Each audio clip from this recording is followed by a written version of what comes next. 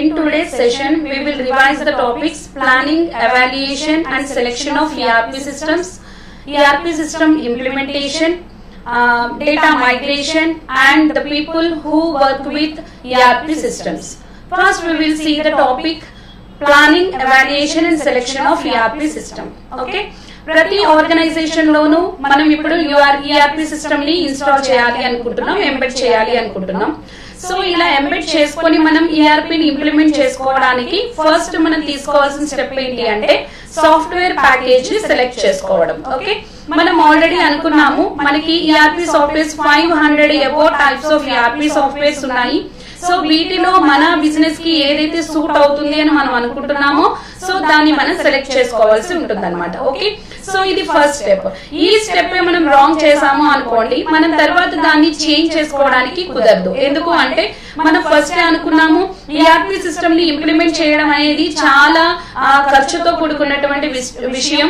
So దాన్ని మనం implementation లో ఒక 50% ఇంప్లిమెంట్ చేసిన తర్వాత లేకపోతే ఒక 60-70% ఇంప్లిమెంట్ చేసిన తర్వాత ఇది మన బిజినెస్ ప్రాసెసెస్ కి సూట్ అవ్వదు అని మనం అనుకుంటే దాన్ని మళ్ళీ చేంజ్ చేసుకోవడం అనేది జరగదన్నమాట. ఓకే, అది చాలా రిస్క్ తో కూడుకున్నటువంటి విషయం. సో ఫస్ట్ టైమే మనం ఏం చేయాలి అంటే మన సాఫ్ట్వేర్ ప్యాకేజ్ ని కరెక్ట్ సాఫ్ట్వేర్ ప్యాకేజ్ ని మనం చూస్ చేసుకోవాలి. ఓకే, సో ఇలా చూస్ చేసుకోవడానికి మనం తీసుకోవాల్సిన స్టెప్స్ ఏంటి అనేది ఒకసారి చూద్దాం. ఓకే, సో ఫైనల్ గా ఏంటి అంటే మనం ERP సిస్టమ్ ని సక్సెస్ చేసుకోవాలి అంటే ఫస్ట్ మనం చేయాల్సింది కరెక్ట్ సాఫ్ట్వేర్ ప్యాకేజ్ ని మనం సెలెక్ట్ చేసుకోవడం అనేది చేయాలి. ఓకే, సో దీనికోసం మనం కొన్ని స్టెప్స్ ని ఫాలో అవ్వడం జరుగుతుంది. ఆ స్టెప్స్ ఏంటి అనేది ఒకసారి చూద్దాము.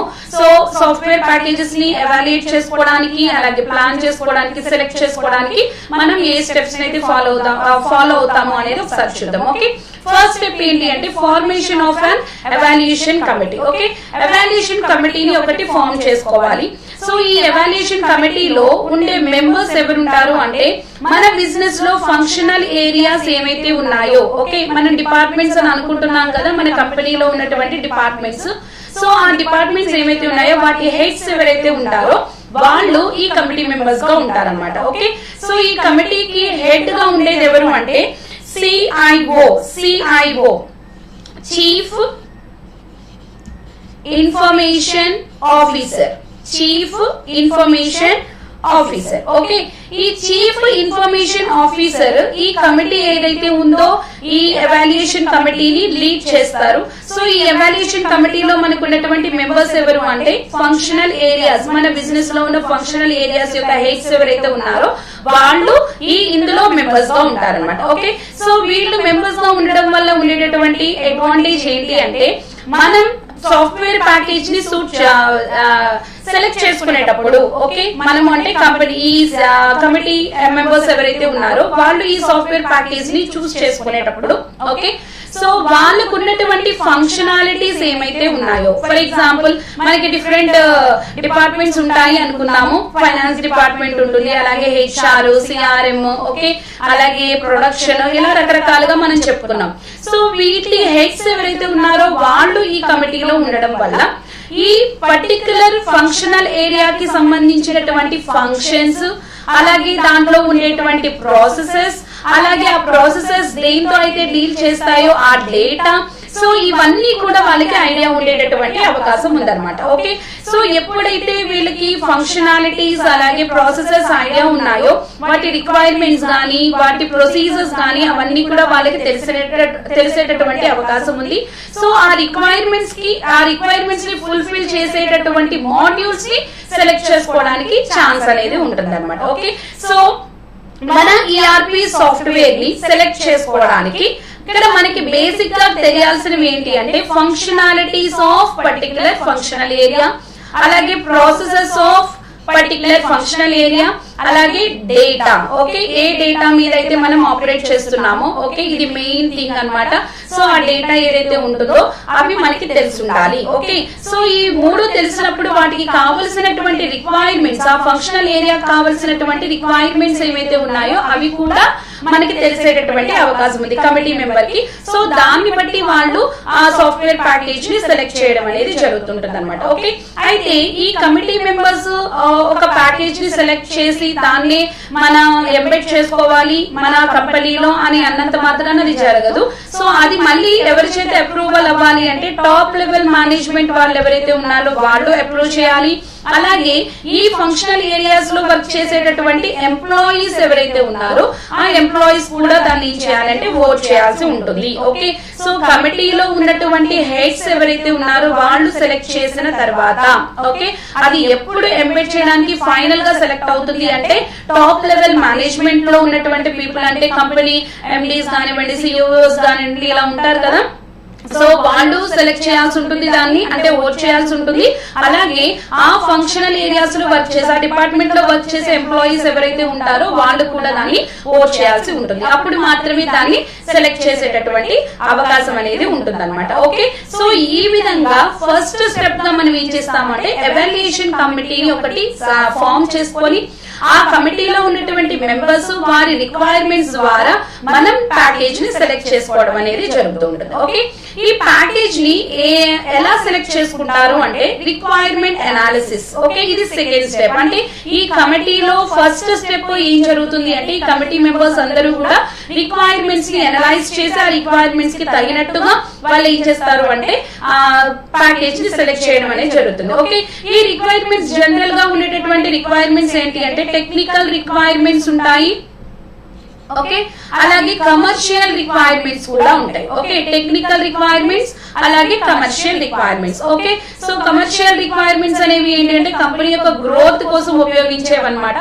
సో టెక్నికల్ రిక్వైర్మెంట్స్ అంటే ఏంటి అంటే ఇప్పుడు మన కంపెనీలో ఆ ప్రొసీజర్స్ చేయడానికి లేకపోతే ప్రోడక్ట్ మ్యానుఫ్యాక్చరింగ్ లో కానివ్వండి, తర్వాత ప్రాసెసెస్ జరిగేటటువంటి పెర్ఫార్మెన్స్ విషయంలో కానివ్వండి, అలాగే ప్రోడక్ట్ మనం సేల్స్ విషయంలో కానివ్వండి, ఇవన్నీ ఏదైతే ఉన్నాయో అవన్నీ కూడా దేనిలోకి వస్తాయి అంటే టెక్నికల్ రిక్వైర్మెంట్స్ లోకి వస్తాయి. ఓకే, జనరల్ గా మనకు ఉండేటటువంటి టెక్నికల్ రిక్వైర్మెంట్స్ ఏంటి అంటే flexibility, upgradation, user friendliness, operating system compatibility, database compatibility etcetera. Okay, so general గా టెక్నికల్ రిక్వైర్మెంట్స్ ఏముంటాయి అనేది ఇక్కడ మనం చెప్పుకున్నాము. ఫ్లెక్సిబిలిటీ అన్నమాట. సో ఫ్లెక్సిబిలిటీ అనేది మనకి తెలుసు. సో ఒక రకంగా ఎలాస్టిసిటీ అని కూడా మనం చెప్పుకున్నాం. మనం ఏదైతే ఆ యూజర్ లేకపోతే ఎంప్లాయీ ఏదైతే ప్రాసెస్ చేయాలి అనుకున్నారో దానికి తగినట్టుగా ఆ ప్రాసెస్ ఏం చేయాలి అంటే లీడ్ చేయాల్సినటువంటి అవసరం ఉందన్నమాట. ఓకే, సో ఇది ఫ్లెక్సిబిలిటీ. Next one upgradation. ఎక్కడైనా కూడా న్యూ టెక్నిక్స్ గానీ న్యూ టెక్నాలజీ గానీ వచ్చింది అనుకోండి, సో ఆటోమేటిక్ గా మన సిస్టమ్ ఏమవ్వాలి అంటే అప్గ్రేడ్ అయ్యేటటువంటి ఛాన్స్ ఉండాలి. ఓకే, అలాగే ఫ్రెండ్లీనెస్ అంటే మనం ప్రాసెసెస్ ని ప్రాసెస్ చేసేటప్పుడు మనకి ఈజీగా ఉండాలన్నమాట. అంటే ఎంప్లాయీ అనే వాళ్ళు దాన్ని కాంప్లికేటెడ్ గా కాకుండా ఈజీగా చేసుకునే విధంగా అది ఉండడం జరుగుతుంది. ఓకే, అలాగే ఆపరేటింగ్ సిస్టమ్ కానివ్వండి, అలాగే డేటాబేసెస్ ఏవైతే ఉన్నాయో ERP సిస్టమ్ అవి కానివ్వండి, వాటి కంపాటబిలిటీ అనేది ఉండాలి. ఓకే, సో ఇవి మనం టెక్నికల్ రిక్వైర్మెంట్స్ గా చెప్పుకుంటాం. ఓకే, అలాగే మనకి కొన్ని కమర్షియల్ రిక్వైర్మెంట్స్ ఉన్నాయి. ఆ కమర్షియల్ రిక్వైర్మెంట్స్ ఏంటి అంటే ఫస్ట్ వన్ ఏంటి అంటే కాస్ట్, తర్వాత రిఫరెన్స్ సైట్స్, తర్వాత high level project plan, next post implementation, next financial health of the company etcetera. Okay, so ఇవి జనరల్ గా మనకు ఉండేటటువంటి కమర్షియల్ రిక్వైర్మెంట్స్. ఓకే, కాస్ట్ పరంగా మనకి మన బడ్జెట్ లో రావాల్సి ఉంటుంది. తర్వాత నెక్స్ట్ వన్ ఏంటి అంటే రిఫరెన్స్ సైట్స్ అన్నమాట. ఈ రిఫరెన్స్ సైట్స్ అనేవి ఏంటి అంటే మనం ఏదైతే ERP సిస్టమ్ ని మన దాంట్లో ఇంప్లిమెంట్ చేయాలి అనుకుంటున్నామో, ఓకే, మన బిజినెస్ కి సిమిలర్ గా ఉన్నటువంటి బిజినెస్ ఆల్రెడీ దాన్ని ఇంప్లిమెంట్ చేసి ఉంటారు కదా. సో వాటిని మనం ఏం చేస్తాము అంటే ఒకసారి రిఫర్ చేయడం అనేది జరుగుతుంది.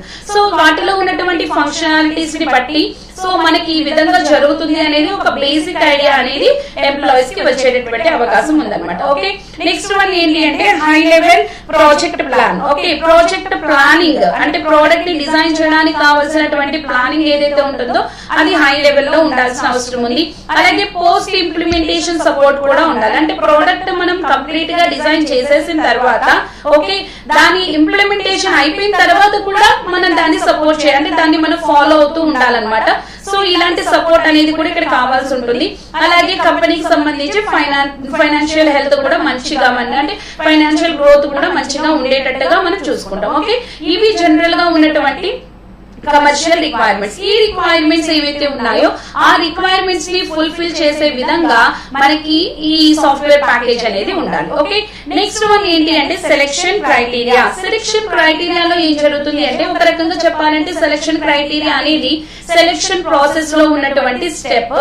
ఈ సెలెక్షన్ క్రైటీరియాలో ఏం జరుగుతుంది అంటే క్వశ్చన్స్ అలాగే ఆన్సర్స్ అనేవి ఉంటాయి, questions and answers. Okay, so మనం ఏదైతే రిక్వైర్మెంట్ అని చెప్తున్నామో దాన్ని మనం ఏం చేస్తామంటే క్వశ్చన్ రూపంలో పోస్ట్ చేయడం జరుగుతుంది. సో దానికి వచ్చినటువంటి ఆన్సర్ ని బట్టి వాటికి మనం ఏం చేస్తామంటే పాయింట్స్ అనేవి ఇవ్వడం జరుగుతుంది. ఓకే, సో ఈ పాయింట్స్ దేనికైతే హైయెస్ట్ వస్తాయో ఆ ప్యాకేజ్ ని మనం సెలెక్ట్ చేసుకోవడం అనేది జరుగుతుంది. ఓకే, ఫర్ ఎగ్జాంపుల్ మనకి రిక్వైర్మెంట్స్ ఒక విధంగా ఉందండి, నాకు ఈ విధమైన రిక్వైర్మెంట్ ఉంది, దాన్ని ఎలా ఫుల్ఫిల్ చేస్తారు. ఓకే, సో ఆ మాడ్యూల్ ఎలా అయితే దాన్ని ఫుల్ఫిల్ చేయగలదో అది మనకు ఒక ఆన్సర్ లాగా మనం చూస్తాము. సో ఆ ఆన్సర్ మనం సాటిస్ఫై అయితే దానికి మనం కొన్ని మార్క్స్ అనేవి అలాట్ చేస్తాం. సో వేరే సాఫ్ట్వేర్ లో వేరే ప్యాకేజ్ లో వేరే మాడ్యూల్ కూడా అలాంటి ఆన్సర్ ఒకటి మనకి ప్రొవైడ్ చేస్తున్న ఆన్సర్ కి కూడా మనం ఏం చేస్తాము అంటే మార్కింగ్ అనేది ఇస్తాం. సో వీటిలో హైయెస్ట్ మార్క్స్ దేనికైతే వస్తాయో దాన్ని మనం సెలెక్ట్ చేసుకోవడం అనేది జరుగుతుంది అనమాట. ఓకే, ఇది సెలెక్షన్ క్రైటీరియాలో జరిగేటటువంటి ప్రాసెస్. ఓకే, ఫోర్త్ ప్రాసెస్ ఏంటి అంటే సెలెక్షన్ ప్రాసెస్. ఈ సెలెక్షన్ ప్రాసెస్ లో యాక్చువల్ అంటే ఫైనల్ అవుట్పుట్ ఏదైతే ఫైనల్ గా మనం ఏదైతే సాఫ్ట్వేర్ ని సెలెక్ట్ చేసుకోవాలి అనుకుంటున్నామో ఆ సాఫ్ట్వేర్ ని ఈ సెలెక్షన్ ప్రాసెస్ లో సెలెక్ట్ చేసుకోవడం అనేది జరుగుతుంది. ఓకే, దానిలో మొదటిది ఏంటి అంటే short listing of vendors. Okay, short listing of vendors లో జరిగేది ఏంటి అంటే, మనం ఆల్రెడీ చెప్పుకున్నాం, చాలాసార్లు చెప్పుకున్నాం, 500 అబోవ్ వెండర్స్ మనకి ఉన్నారు, 500 అబోవ్ ERP సాఫ్ట్వేర్ ప్యాకేజెస్ ఉన్నాయి. ఓకే, అయితే 500 సాఫ్ట్వేర్ ప్యాకేజెస్ ని మనం సెలెక్ట్ చేసుకోవాలి, వాటిలో ఒకటి మనం సెలెక్ట్ చేసుకోవాలంటే చాలా కష్టమైన విషయం. సో ఏదైతే మనకి సూటబుల్ అని అనుకుంటున్నామో, ఓకే, లేకపోతే మనకి ఏమైతే రిఫర్ చేస్తున్నారో వేరే వాళ్ళు, అంటే ఆల్రెడీ ఇంప్లిమెంట్ చేసిన వాళ్ళు ఏమైతే రిఫర్ చేస్తున్నారో ఆ రిఫర్ చేసినటువంటి సైట్స్, అలాగే కొన్ని ప్యాకేజెస్ కి నేమ్ అనేది ఎక్కువగా ఉంటుంది, ఒక రకంగా చెప్పాలంటే బ్రాండ్ నేమ్ లాగా అన్నమాట. సో అలాంటివి ఏవైతే ఉన్నాయో వాటిని మనం సెలెక్ట్ చేసుకోవడం అనేది జరుగుతుంది. ఓకే, సో 500 సాఫ్ట్వేర్స్ ని మనం చెక్ చేయడం అనేది కుదరదు, కాబట్టి మనం ముందుగానే కొన్ని కండిషన్స్ ని పెట్టుకొని ఆ కండిషన్స్ ద్వారా మనం అంటే క్రైటీరియా ద్వారా మనం ఏం చేస్తామంటే వాటిలోంచి కొన్ని ప్యాకేజెస్ ని మనం సెలెక్ట్ చేసుకోవడం అనేది జరుగుతుంది అనమాట. ఓకే, ఈ సెలెక్ట్ చేసుకున్న వాటిలోంచి మనం ఏం చేస్తామంటే నెక్స్ట్ ఈ ఫర్ ఎగ్జాంపుల్ నేను ఒక 50 మాత్రమే సెలెక్ట్ చేసుకున్నాను అనుకోండి, ఈ 50 ప్యాకేజెస్ ఏమైతే ఉన్నాయో వాటిని సెలెక్షన్ క్రైటీరియాని ఉపయోగించి, అంటే ఇందాక మనం ఆల్రెడీ చెప్పుకున్నాం కదా క్వశ్చన్ అండ్ పాయింట్ సిస్టమ్ అన్నమాట, questions and point system. So points ద్వారా వీటిలోంచి మనం ఏం చేస్తాము అంటే కొన్ని సాఫ్ట్వేర్స్ ని సెలెక్ట్ చేసుకోవడం అనేది జరుగుతుంది. ఓకే, మళ్ళీ ఇంకొకసారి చెప్తున్నాను చూడండి, మనకి 500 అబోవ్ సాఫ్ట్వేర్ ప్యాకేజెస్ ఉన్నాయి. సో వీటన్నిటినీ కూడా మనం చెక్ చేయడం అనేది ఇంపాసిబుల్. సో ఇవన్నిటిని చెక్ చేయలేం కాబట్టి మనం కొన్ని పాయింట్స్ ని పెట్టుకొని, కొన్ని కండిషన్స్ లేకపోతే క్రైటీరియాస్ ని పెట్టుకొని వాటిలోంచి కొన్నిటిని మనం సెలెక్ట్ చేసుకోవడం అనేది జరుగుతుంది. ఓకే, మన బిజినెస్ కి సూటబుల్ గా ఉన్నటువంటి ERP ప్యాకేజెస్ ఏమైతే ఉన్నాయో వాటిలోంచి కొన్ని సెలెక్ట్ చేసుకోవడం జరుగుతుంది అనమాట. ఓకే, ఈ కొన్నిటిలోంచి మనం ఏం చేస్తామంటే సెలెక్షన్ క్రైటీరియా ఏదైతే ఉందో questions and point system, question and point system. Okay, already మనం చెప్పుకున్నాము క్వశ్చన్ అండ్ పాయింట్ సిస్టమ్ లో ఏం జరుగుతుందంటే మన రిక్వైర్మెంట్స్ ని క్వశ్చన్ రూపంలో మనం చెప్తాము. సో వాటికి ఏమైతే ఆన్సర్స్ ఆ మాడ్యూల్స్ ప్రొవైడ్ చేయగలుగుతాయో ఆన్సర్స్ కి మనం ఏం చేస్తామంటే పాయింట్స్ ఇవ్వడం జరుగుతుంది. ఓకే, ఫర్ ఎగ్జాంపుల్ నేను 2 సాఫ్ట్వేర్ ప్యాకేజెస్ ని పెట్టుకున్నాము అనుకోండి, ఫస్ట్ దాంట్లో ఉన్నది మాడ్యూల్ 1 అనుకోండి, రెండో దాంట్లో ఉన్నది మాడ్యూల్ 2 అనుకోండి. నేను మాడ్యూల్ 2 యొక్క ఆన్సర్ తో సాటిస్ఫై అయితే నేను దీనికి 10 పాయింట్స్ ఇచ్చాను అనుకుందాం. ఓకే, దీనికి 8 పాయింట్స్ మాత్రమే ఇచ్చాను. సో ఫైనల్ గా ఇలా ప్రతి క్వశ్చన్ కి మనం వేసుకున్నటువంటి పాయింట్స్ ని యాడ్ చేసుకుంటూ ఫైనల్ గా హైయెస్ట్ పాయింట్స్ దేనికైతే వస్తాయో ఆ హైయెస్ట్ పాయింట్స్ ఉన్నటువంటి సాఫ్ట్వేర్ ని మనం సెలెక్ట్ చేసుకోవడం అనేది జరుగుతుంది. ఓకే, సో ఇక్కడ మనం తీసుకున్నటువంటి ఉన్నటువంటి ఎగ్జాంపుల్ గా నేను ఒక 50 అని రాశాను. ఈ 50 లోంచి ఫర్ ఎగ్జాంపుల్ 5 ఏదో ఒకటి మనం సెలెక్ట్ చేసుకున్నాము అనుకుందాం. ఈ 5 ఐటమ్స్, ఈ 5 సాఫ్ట్వేర్ ప్యాకేజెస్ మనకి ఏమవుతాయంటే సెకండ్ స్టెప్ కి వెళ్ళడం అనేది జరుగుతుంది అనమాట. ఓకే, సో ఇప్పుడు నేను 500 లోంచి మొదట 50 సెలెక్ట్ చేశాను.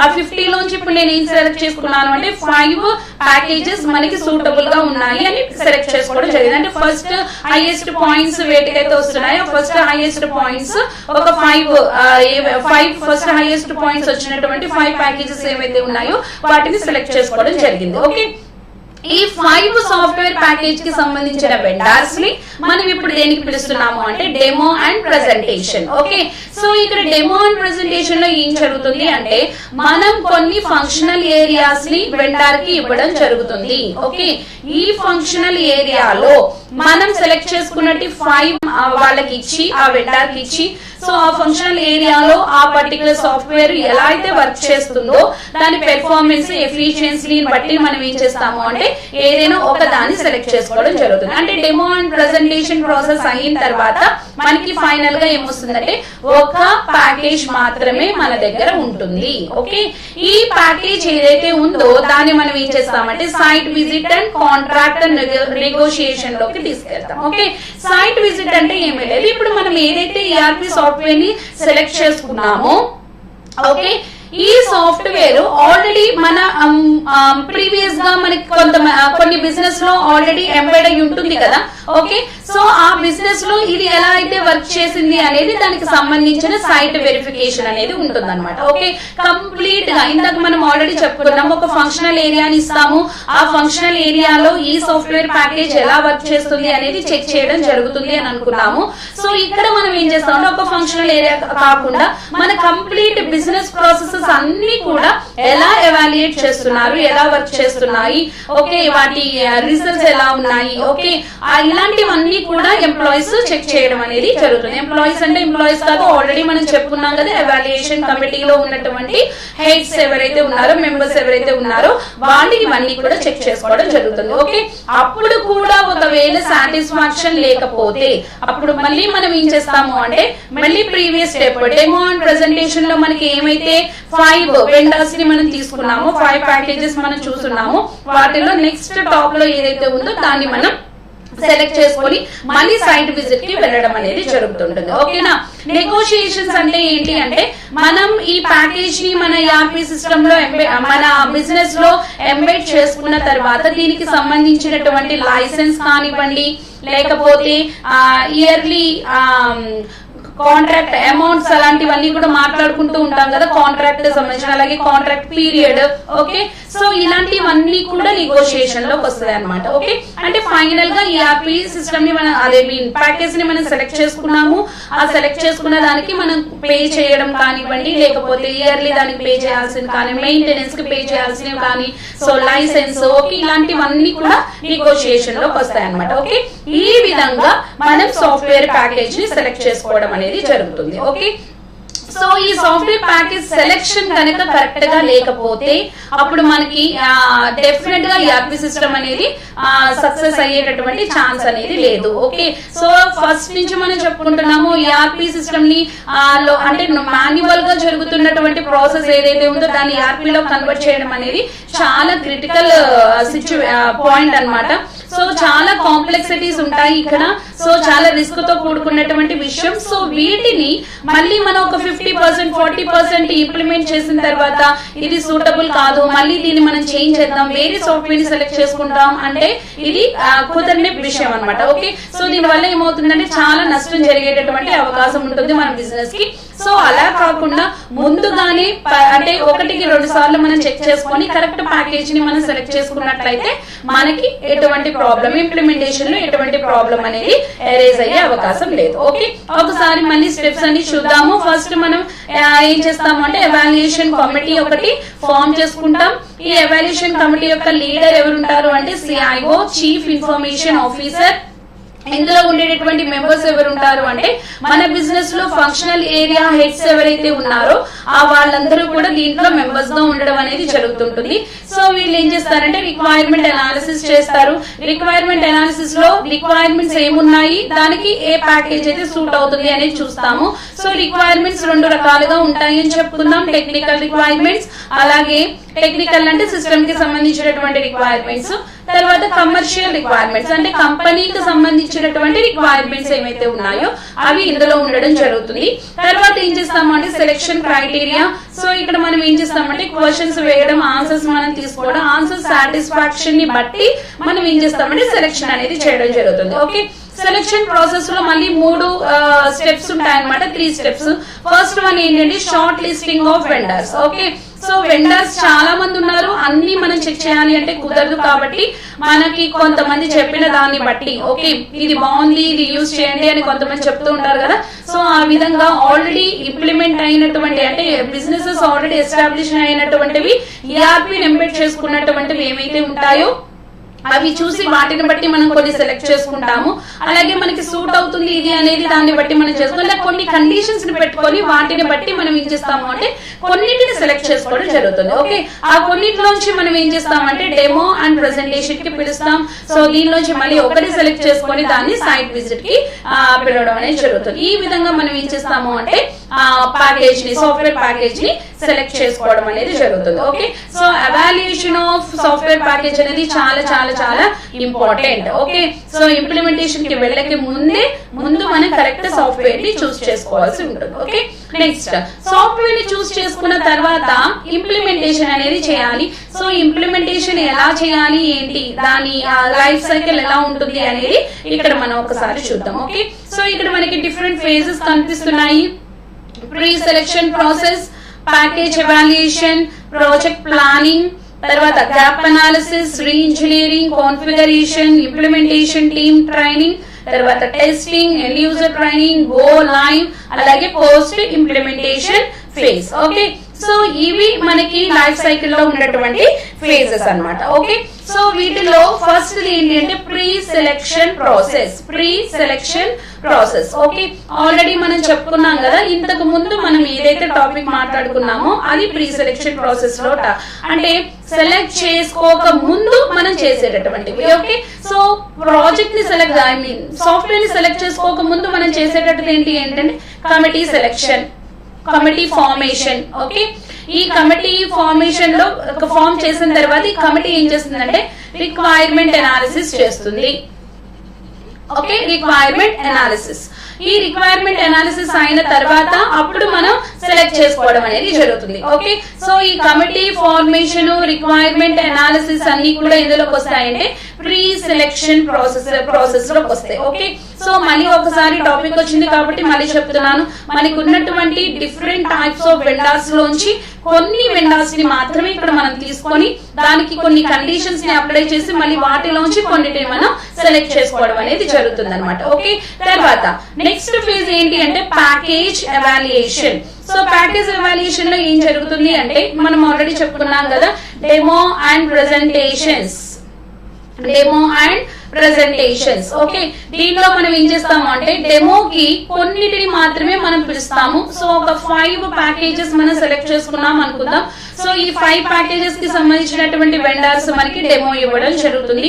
డెమో అంటే ఎలా ఇస్తారు అంటే మనం ఏదైనా ఒక ఫంక్షనల్ ఏదని చెప్తాం. ఫర్ ఎగ్జాంపుల్ ఫినాన్స్ చెప్పాము అనుకోండి. ఓకే, సో ఫినాన్షియల్ డిపార్ట్మెంట్ లో ఏమైతే ఫంక్షనాలిటీస్ ఉంటాయో అలాగే ప్రాసెసెస్ ఉంటాయో సో వాటికి సంబంధించినటువంటి ఫుల్ ట్రాన్సాక్ట్ వర్క్ అంతా కూడా మనకి డెమో ఇవ్వడం అనేది జరుగుతుంది. ఓకే, సో దీనికి మనం సాటిస్ఫై అయితే దాంట్లోంచి మనం ఒకటి సెలెక్ట్ చేసుకోవడం అనేది జరుగుతుంది. అది మనకి ఎక్కడ జరుగుతుంది అంటే ప్యాకేజ్ ఎవాల్యుయేషన్ లో జరుగుతుంది. ఓకేనా, సో ప్రీ సెలెక్షన్ ప్రాసెస్ నుండి వచ్చినటువంటి కొన్ని ప్యాకేజెస్ ని, సాఫ్ట్వేర్ ప్యాకేజెస్ ని ప్యాకేజ్ ఎవాల్యుయేషన్ లో మనం ఏం చేస్తామంటే సింగిల్ ఐటమ్ ని మనం సెలెక్ట్ చేసుకోవడం అనేది జరుగుతుంది అనమాట. ఫైనల్ గా మనం ఈఆర్పీ లో ఏదైతే మనం ఇవ్వాలి అనుకుంటున్నామో, ఎంబెడ్ చేయాలి అనుకుంటున్నామో సో ఆ సాఫ్ట్వేర్ ప్యాకేజ్ ని మనం ప్యాకేజ్ ఎవాల్యుయేషన్ ఫేజ్ లో సెలెక్ట్ చేసుకోవడం అనేది జరుగుతుంది అనమాట. ఓకే, నెక్స్ట్ వన్ ఏంటి అంటే ప్రాజెక్ట్ ప్లానింగ్. ఓకే, సో ఇక్కడ మనకి సాఫ్ట్వేర్ అనేది ఉంది.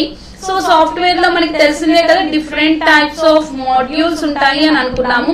సో ఈ మాడ్యూల్స్ ని మనం ఏం చేస్తాము అంటే మన బిజినెస్ ఏరియాలో అంటే ఫంక్షనల్ ఏరియాస్ ఏవైతే ఉన్నాయో వాటి మీద అప్లై చేయడం అనేది జరుగుతుంది. ఓకే, సో మనం ఏదైతే ప్రాజెక్ట్ ఇప్పుడు తీసుకున్నామో, ఓకే, అంటే మన బిజినెస్ ఏదైతే ఉందో, మన ప్రోడక్ట్ ఏదైతే ఉందో, ఓకే, దాన్ని మెయింటైన్ చేయడానికి మనం ఏదైతే ERP ని ఇక్కడ మనం ఇంప్లిమెంట్ చేయాలి అనుకున్నామో దానికి సంబంధించినటువంటి ప్లానింగ్. ఓకే, అంటే ప్రాజెక్ట్ అనేది ఎప్పుడు స్టార్ట్ చేయాలి, ఓకే, స్టార్టింగ్ టైమ్, ఓకే, అలాగే కంప్లీషన్ టైమ్, ఓకే, అలాగే హౌ టు డూ అనేది కూడా మనం ఇక్కడ ప్లానింగ్ లో చేయడం అనేది జరుగుతుంది. ఓకే, ప్రాజెక్ట్ ప్లానింగ్ లో 3 విషయాల్ని మనం చెప్తున్నాం. ప్రాజెక్ట్ ఎప్పుడు స్టార్ట్ చేయాలి, అలాగే ప్రాజెక్ట్ ఎప్పుడు కంప్లీట్ చేయాలి, తర్వాత ఎలా మనం దాన్ని ఇంప్లిమెంట్ చేయాలి అనేది. ఓకే, అంటే ఎలా ఇంప్లిమెంట్ చేయాలి అనేది కూడా ఇక్కడే మనం ప్లానింగ్ లో చేసేయడం జరుగుతుంది అనమాట. ఓకే, సో ఇంప్లిమెంటేషన్ ప్రొసీజర్స్, అలాగే అంటే ఇంప్లిమెంటేషన్ ప్రొసీజర్స్ అంటే అందులో ఏ ప్రాసెస్లు ఉంటాయి, వాటిని ఎలా ప్రాసెస్ చేయాలి,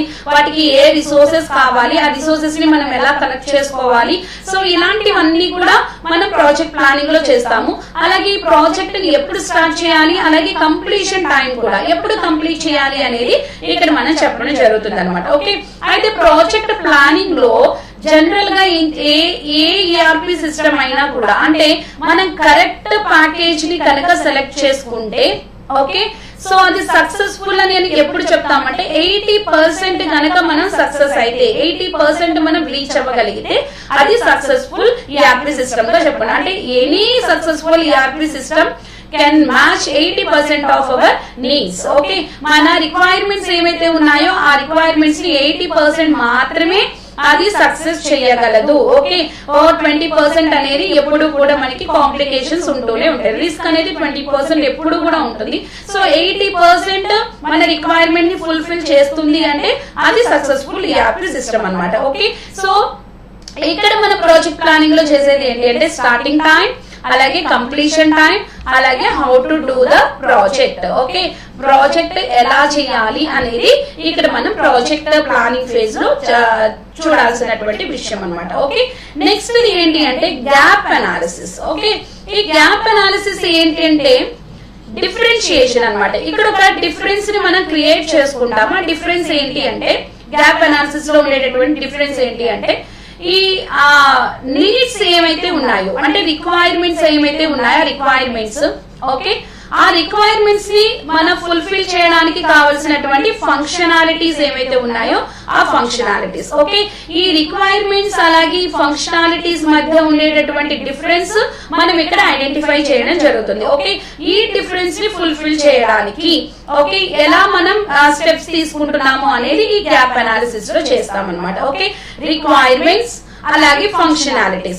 సో ఫంక్షనాలిటీస్ రిక్వైర్మెంట్స్ ఏం చేయాలి ఉండేటటువంటి డిఫరెన్స్ ఏదైతే ఉందో దాన్ని ఇక్కడ మనం ఐడెంటిఫై చేయడం అనేది జరుగుతుంది అనమాట. ఓకే, ఇది gap analysis. Okay, next one ఏంటి అంటే రీ ఇంజనీరింగ్. దాని నేమ్ ఆల్రెడీ తెలుసు. సో లాస్ట్ సెషన్ లో కూడా మనం రీ ఇంజనీరింగ్ అంటే ఏంటో చూసాము. రీ ఇంజనీరింగ్ అంటే ఏంటి అంటే ఆల్రెడీ మనం ఇంప్లిమెంటేషన్ ఫేజ్ లో వచ్చేసాం. ఓకే, ఇంప్లిమెంటేషన్ జరుగుతూ ఉన్నప్పుడే మళ్ళీ మనం ఏం చేస్తామంటే ఎప్పటికప్పుడు ఒక రకంగా చెప్పాలంటే సెల్ఫ్ చెకింగ్ లాగా అనమాట. ప్రతి ఫేజ్ అయిన వెంటనే మళ్ళీ మనం ఏం చేస్తామంటే చెక్ చేసుకుంటూ ఉంటాం. ఒకవేళ ఆ ఫేజ్ లో ఏమైనా కాంప్లికేషన్స్ మనకి కనబడి అనుకోండి, డ్రాబ్యాక్స్ కనబడి అనుకోండి, అప్పుడు దాన్ని మనం ఏం చేస్తామంటే రీ ఇంజనీరింగ్ కి వెళ్ళడం అనేది జరుగుతుంది అనమాట. ఓకే, సో ఇది రీ ఇంజనీరింగ్ ఫేజ్ లో అంటే ఒక రకంగా చెప్పాలి అంటే రీ ఇంజనీరింగ్ అనేది ఒక ఫేజ్ కాదు, అది కంప్లీట్ అంటే through out the life cycle మనకి రీ ఇంజనీరింగ్ కనిపిస్తూనే ఉంటుంది. ఫర్ ఎగ్జాంపుల్ మనం గ్యాప్ అనాలిసిస్ చేసాము, దాన్ని ఎలా హౌ టు డూ అని చెప్తుంది ప్రాజెక్ట్ ప్లానింగ్ అని అనుకున్నాం కదా.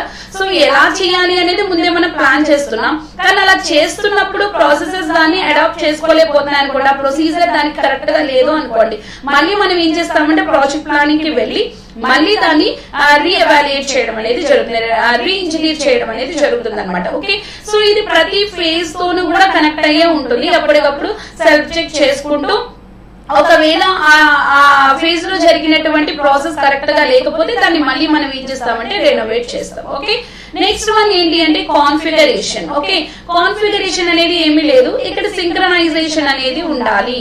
ఓకే, సింక్రనైజేషన్ ఉండాలి. దేనికి సింక్రనైజేషన్ ఉండాలి అంటే ప్రాసెసెస్ కి, అలాగే రిక్వైర్మెంట్స్ కి, అలాగే ఫంక్షనల్ ఏరియాస్ కి. ఓకే, సో ఈ ఫంక్షనల్ ఏరియాస్ యొక్క రిక్వైర్మెంట్స్ ఏవైతే ఉన్నాయో వాటిని ఫుల్ఫిల్ చేయడానికి ఏవైతే ప్రాసెసెస్ ని మనం యూజ్ చేస్తున్నామో ఆ రిక్వైర్మెంట్స్ అలాగే ఆ ప్రాసెసెస్ ఆ ఫంక్షనల్ ఏరియాస్ కి మధ్య సింక్రనైజేషన్ అనేది ఉండాలన్నమాట. ఓకే, సో ఈ సింక్రనైజేషన్ అనేది లేదు అనుకోండి, కరెక్ట్ గా ప్రాసెసెస్ దాన్ని అప్లై చేయలేవు. ఓకే, ఆ రిక్వైర్మెంట్ ని ఫుల్ఫిల్ చేయలేవు. ఓకే, ఇది మనకి కాన్ఫిగరేషన్ ఫేజ్ లో జరిగేటటువంటి విషయం. Okay, next one implementation team training. Okay, implementation team training. Implementation team లోనే మనం ఆల్రెడీ కమిటీ అని చెప్పుకున్నాం కదా, సో అది ఉంటుంది. ప్లస్ ఇందులో కన్సల్టెంట్స్ కూడా ఉంటారు, కన్సల్టెంట్స్ అనే వాళ్ళు కూడా ఉంటారు. ఓకే, కన్సల్టెంట్స్ అంటే ఎవరు అంటే మన ఏదైతే ఈఆర్పి సిస్టమ్ ని మన బిజినెస్ లో మనం ఎంబెడ్ చేస్తున్నామో దానిలో ఉన్నటువంటి ఎక్స్పర్ట్స్ అన్నమాట. అంటే ఈఆర్పి ని బిల్డప్ చేయడానికి ఎక్స్పర్ట్స్ ఎవరైతే ఉంటారో, ఓకే, లేకపోతే దాంతో ఆల్రెడీ వర్క్ చేసినటువంటి పీపుల్ ఎవరైతే ఉంటారో, లేకపోతే ఆల్రెడీ వాళ్ళ బిజినెస్ లో ఈ వాళ్ళు ఎవరైతే ఉన్నారో వాళ్ళకి ట్రైనింగ్ ఇవ్వడం అనేది జరుగుతుంది. ఓకే, సో ఇంప్లిమెంటేషన్ ఎలా జరగాలి అనేది ఆ ట్రైనింగ్ యాక్చువల్ గా ఇది చెప్పాలి అంటే ఇది through out the life cycle ఈ ట్రైనింగ్ అనేది ఉంటూనే ఉంటుంది. ఓకే, ఒక రకంగా చెప్పాలి అంటే మనకు తెలిసిందే కదా, ఇప్పుడు మనం లో లెవెల్ లో ఉన్న వాళ్ళు అంటే ఫర్ ఎగ్జాంపుల్ ఇక్కడ 3 levels ఆఫ్ పీపుల్ ఉన్నారు అనుకోండి. ఓకే, సో వీళ్ళు మేనేజర్స్ అనుకోండి, వీళ్ళేమో సూపర్వైజర్స్ అనుకోండి, వీళ్ళేమో వర్కర్స్ అనుకోండి. ఓకే, వర్క్ చేసే వాళ్ళు ఎవరు అంటే వర్కర్స్. ఓకే, వర్కర్స్ ఏం చేస్తారు అంటే ఈ సూపర్వైజర్స్ ఏమైతే ఇన్స్ట్రక్షన్స్ ఇస్తున్నారో అవి చేయడం జరుగుతుంది. ఓకే, అలాగే మేనేజర్స్ ఏమైతే ఇన్స్ట్రక్షన్స్ ఇస్తున్నారో అది సూపర్వైజర్స్ చేయడం అనేది జరుగుతూ ఉంటుంది. ఓకే, సో వీళ్ళు వర్క్ చేస్తున్నంత సేపు ఈ ఇన్స్ట్రక్షన్స్ ని వాళ్ళు ఏం చేయాలంటే ఫాలో అవుతూనే ఉండాలి. అలాగే ఇక్కడ కూడా ఇక్కడ ఇన్స్ట్రక్షన్ అని మనం ఏదైనా అనుకుంటున్నామో అది ఇక్కడ మనం ఏం చెప్తున్నామంటే training. Okay, throughout the implementation life cycle consultants దగ్గర నుంచి ట్రైనింగ్ ఈ కమిటీ పీపుల్ తీసుకుంటూనే ఉంటారన్నమాట. ఓకే, సో ఇది ఇంప్లిమెంటేషన్ టీమ్ ట్రైనింగ్ లో ఉండేటటువంటి విషయం. ఓకే, నెక్స్ట్ వన్ ఏంటి అంటే టెస్టింగ్. ఓకే, సో ఇంప్లిమెంటేషన్ మనకి జరుగుతూ ఉంది, మనం దాన్ని ఎప్పటికప్పుడు చెక్ చేసుకోవాలి అంటే ఏం చేయాలి అంటే టెస్టింగ్ చేయాలి. ఓకే, ఇంప్లిమెంటేషన్ కరెక్ట్ గా ఉందా లేదా అనేది ఎప్పటికప్పుడు టెస్ట్ చేసుకుంటూ ఉండాలి. ఓకే, మనం మొదట్లోనే చెప్పుకున్నాము, సో ఈఆర్పి అనే దాంట్లో చాలా మాడ్యూల్స్ ఉంటాయి. ఈ మాడ్యూల్స్ లో మళ్ళీ డిఫరెంట్ ఫంక్షనాలిటీస్ ఉంటాయి, ఫంక్షన్స్ ఉంటాయి. సో అలాగే దీని ఇంప్లిమెంటేషన్ లో మనకి హార్డ్వేర్ ఐటమ్స్ అంటే మనం అనుకున్నాం కదా ల్యాన్స్ అని, వ్యాన్స్ అని, ఓకే, ఇంకా వేరే వేరే ఐటమ్స్ చాలా చాలా చాలా రకాలు, ఒకదానికొకటి కనెక్టివిటీ చాలా రకాలుగా ఉంటుంది అనమాట. ఓకే, సో వీటన్నిటిని కూడా మనం ఇంప్లిమెంట్ చేసేటప్పుడు మనం పూర్తిగా అంటే 100% చేసేసాము ఇప్పుడు మనం టెస్ట్ చేద్దాము అంటే కుదరదు. ఓకే, సో ఎప్పటికప్పుడు మనం ఏం చేస్తూ ఉండాలి అంటే టెస్ట్ చేసుకుంటూనే ఉండాలి. సో ఏమైనా కాంప్లికేషన్స్ వచ్చి మళ్ళీ ఎక్కడ కాంప్లికేషన్ అనేది ఎరేజ్ అయింది చూసుకొని మళ్ళీ దాన్ని అగైన్ ఏం చేయాలి అంటే మళ్ళీ రీఇనోవేట్ చేయాలన్నమాట. ఓకే, సో కాబట్టి టెస్టింగ్ ఫేజ్ అనేది కూడా ఒక రకంగా చెప్పాలి అంటే ఇక్కడ త్రూ అవుట్ ద ఇంప్లిమెంటేషన్ మనకి కనిపిస్తూనే ఉంటుంది. ఓకే, సో మనం ఏదైతే ఇంప్లిమెంట్ చేసామో దాన్ని టెస్ట్ చేయడం కోసం టెస్టింగ్ యూజ్ చేస్తాం. Okay, next one end user training. మనం ఎప్పుడైతే ఇదంతా కూడా అంటే ఇక్కడ ఫైనల్ టెస్ట్ గురించి మాట్లాడుకుంటున్నాం, ఫైనల్ గా ప్రోడక్ట్ ని టెస్ట్ చేసామండి, ప్రోడక్ట్ కాదు సారీ, ఈఆర్పి ని ఎంబెడ్ చేసిన తర్వాత ఇప్పుడు మొత్తం ఫైనల్ గా బిజినెస్ ఎన్విరాన్మెంట్ ఏదైతే ఉందో దాన్ని టెస్ట్ చేసాము, దాన్ని ఇప్పుడు కంపెనీలో ఉన్నటువంటి ప్రతి ఎంప్లాయీకి అవైలబుల్ గా ఉంచడం అనేది జరుగుతుంది. ఓకే, సో ఆ ఎంప్లాయీ ఏం చేస్తారంటే వాళ్ళకి సంబంధించినటువంటి ఫంక్షనాలిటీస్ ని ఎవాల్యుయేట్ చేయడం అనేది జరుగుతుంది. సో ఇక్కడ కూడా ఏమైనా ఇబ్బందులు ఉంటే మళ్ళీ దాన్ని రెనోవేట్ చేయడం అనేది జరుగుతుంది. ఓకే, సో ఎప్పుడైతే ఎండ్ యూజర్ ట్రైనింగ్ కంప్లీట్ అయిపోయిందో, సో వాళ్ళు టెస్ట్ ఏదైతే చేసేసి ఉన్నారో అప్పుడు మనం ఏం చేస్తాము అంటే దాన్ని లైవ్ లోకి పంపించడం జరుగుతుంది. ఓకే, సో లైవ్ లో అంటే మార్కెట్ అది ఫుల్ ఫ్లెడ్జ్డ్ గా ఈఆర్పి ని ఎంబెడ్ చేసి దాన్ని యూజ్ చేసుకున్న తర్వాత కూడా పోస్ట్ ఇంప్లిమెంటేషన్ ఫేజ్ అనేది ఉంటుంది. సో అక్కడ కూడా ఎప్పుడు కూడా మనం అనుకున్నాం కదా, ఎప్పుడు మనం ఏదైతే ఎంబెడ్ చేస్తున్నామో అదే త్రూ అవుట్ అంటే మన లైఫ్ మొత్తం కూడా అదే మనకి కుదరదు. సో దాంట్లో కూడా మనకి అప్గ్రేషన్స్ అనేవి ఉంటూ ఉండాలి, న్యూ టెక్నాలజీస్ వస్తూ ఉంటాయి. సో వాటిని మనం అప్గ్రేడ్ చేసుకొని మళ్ళీ మనం ముందుకెళ్ళాలన్నమాట. ఓకే, అది పోస్ట్ ఇంప్లిమెంటేషన్ ఫేజ్ లో జరిగేటటువంటి విషయం. ఓకే, ఇవి మనకి ఉన్నటువంటి phases. ERP implementation life cycle లో మనకు ఉండేటటువంటి స్టెప్స్ లేకపోతే phases. Okay, pre selection process అంటే సాఫ్ట్వేర్ ని సెలెక్ట్ చేసుకోక ముందు జరిగేది. తర్వాత package evaluation, so package select చేసుకోవడానికి కావాల్సినటువంటి స్టెప్. తర్వాత ప్రాజెక్ట్ ప్యాకేజ్ సెలెక్ట్ చేసుకున్న తర్వాత మన ప్రాజెక్ట్ లో చేయాల్సినటువంటి పనులన్నీ కూడా ఇందులో మనం ఎవాల్యుయేట్ చేసుకోవడం జరుగుతుంది. Next gap analysis, requirements functionalities మధ్య డిఫరెన్సెస్ ని మనం అనలైజ్ చేయడానికి గ్యాప్ అనాలిసిస్ యూజ్ చేస్తాం. రీ ఇంజనీరింగ్, ఎవ్రీ మాడ్యూల్ మళ్ళీ చెక్ చేసుకుంటూ టెస్టింగ్ ఫేజ్ యూజ్ చేస్తే టెస్ట్ చేసుకుంటూ దాన్ని మళ్ళీ రీ ఇంజనీర్ చేయడం అనేది జరుగుతుంది. అవసరం లేదు అనుకుంటే లేదు, అవసరం అనుకుంటే మళ్ళీ రీ ఇంజనీర్ చేస్తాం. ఓకే, కాన్ఫిగరేషన్ అంటే సింక్రనైజేషన్ క్రియేట్ చేయడం, ప్రాసెసెస్ కి రిక్వైర్మెంట్స్ కి అలాగే ఫంక్షనల్ ఏరియాస్ కి మధ్య కాన్ఫిగరేషన్ అనేది సింక్రనైజేషన్ అనేది క్రియేట్ చేసేటటువంటి ఫేజ్ అన్నమాట. తర్వాత implementation team training. Okay, next one end user training. End user అంటే కంపెనీ పీపుల్, ఎంప్లాయీస్ ఎవరైతే ఉన్నారో వాళ్ళకి ట్రైనింగ్ అనేది ఇవ్వడం జరుగుతుంది. సో ఈ ఫేజెస్ అన్ని కంప్లీట్ అయిపోయిన తర్వాత లాస్ట్ ఏంటి అంటే గో లైవ్. ఓకే, సో దాని లైవ్ లో మనం యూజ్ చేసుకోవడం జరుగుతుంది, అంటే రియల్ టైమ్ లో యూజ్ చేసుకోవడం అనేది జరుగుతుంటుంది. తర్వాత యూజ్ చేసుకున్నప్పుడు కూడా మళ్ళీ ఇంప్లిమెంటేషన్ కంప్లీట్ అయినా కూడా దానిలో మనం చేంజెస్ అనేవి చేస్తూనే ఉంటాం. అది పోస్ట్ ఇంప్లిమెంటేషన్ ఫేజ్ లోకి వస్తుంది అనమాట. ఓకే, ఇది ఈఆర్పి ఇంప్లిమెంటేషన్ యొక్క life cycle. Okay, next data migration అనేది చూద్దాము. సో దాని నేమ్ లోనే మనకు తెలుస్తుంది, మైగ్రేషన్ అంటే ఏంటంటే ఒక ఏరియా నుండి ఇంకొక ఏరియాకి అది మారడం అనమాట. ఓకే, సో డేటా మైగ్రేషన్ అంటే ఇక్కడ ఏంటి అంటే డేటాని మనం మైగ్రేట్ చేస్తున్నాము. ఓకే, సో డేటా మైగ్రేషన్ యొక్క డెఫినేషన్ ఇక్కడ మీకు కనిపిస్తుంది చూడండి.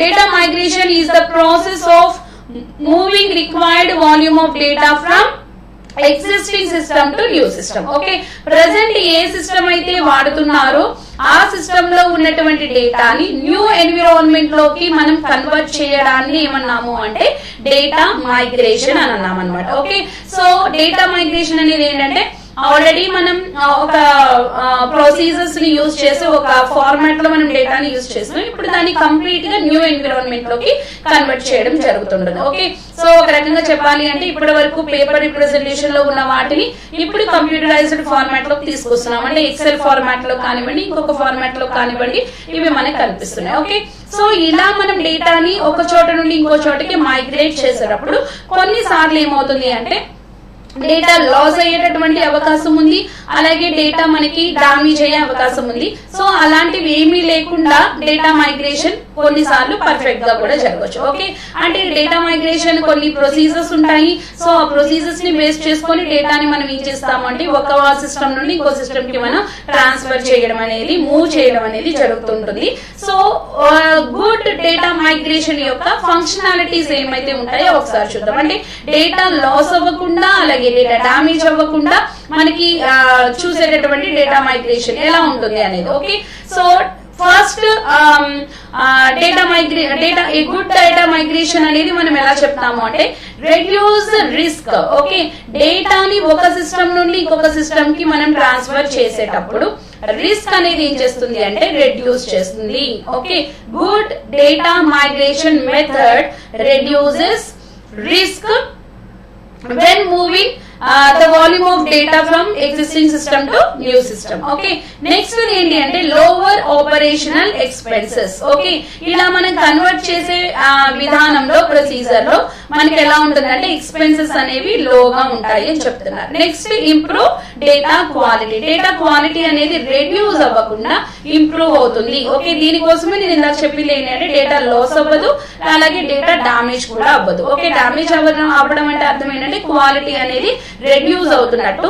సో క్వాలిటీ అనేది ఇంక్రీజ్ అవుతుంది అంటే అది గుడ్ డేటా మైగ్రేషన్ గా మనం చెప్పుకుంటాం. ఓకేనా, సో డేటా మైగ్రేషన్ అంటే ఏమీ లేదు, ప్రెసెంట్ ఉన్నటువంటి సిస్టమ్స్ నుంచి న్యూ ఎన్విరాన్మెంట్ లోకి, న్యూ సిస్టమ్స్ లోకి డేటా అనేది ట్రాన్స్ఫర్ అవ్వడాన్ని మనం ఏమంటున్నాము అంటే డేటా మైగ్రేషన్ అని పిలుస్తున్నాం అనమాట. ఓకే, ఈ డేటా మైగ్రేషన్ లో 2 మెథడ్స్ ఉన్నాయి. ఒకటేమో మాన్యువల్ డేటా మైగ్రేషన్, రెండవది ఏంటి అంటే ఎలక్ట్రానిక్ డేటా మైగ్రేషన్, మాన్యువల్ అలాగే electronic data migration. Okay, name లోనే మనకి తెలుస్తుంది. మాన్యువల్ డేటా మైగ్రేషన్ లో ఏం జరుగుతుందంటే మాన్యువల్ గా మనం డేటాని ట్రాన్స్ఫర్ చేయడం అనేది జరుగుతుంది. ఓకే, సో మాన్యువల్ గా చేస్తున్నాము అంటే ఇక్కడ మనకి జనరల్ గా ఏం జరుగుతుందంటే ప్రాసెస్ అనేది స్లోగా జరుగుతుంది.